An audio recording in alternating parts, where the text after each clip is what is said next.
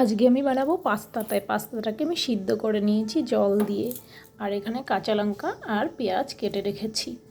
কড়াই গরম হয়ে গেছে, একটা ডিম ভেজে নেব। ডিমটাকে ভেজে নেব তেলে।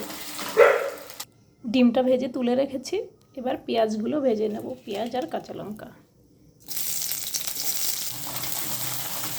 পেঁয়াজটা হালকা একটু লাল হয়ে এসছে, এবার পাস্তাটা দিয়ে দেবো। আমার চ্যানেলে যদি নতুন হয়ে থাকো বন্ধু, তোমরা একটু সাবস্ক্রাইব, কমেন্ট, শেয়ার করে দিও প্লিজ। একটু লবণ দিলাম, কয়েকটা চীনাবাদাম ছেড়ে দিলাম। এবার ভেজে রাখা ডিম দিয়ে দিলাম।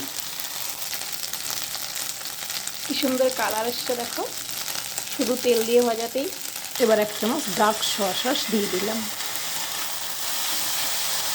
এটা আমি টিফিনে পাঠাবো, তাই একটু কম মশলাই করে দিলাম, বাচ্চাদের খেতে যাতে অসুবিধা না হয়। তোমাদের ভালো লাগলে তোমরাও বানিয়ে আমাকে জানিয়ে কেমন হয়েছে। নামিয়ে নিয়েছি, দেখো কেমন হয়েছে। নর্মাল হয়েছে কিন্তু খেতে খুব টেস্টি হয়। সিম্পল তবুও খুব টেস্টি।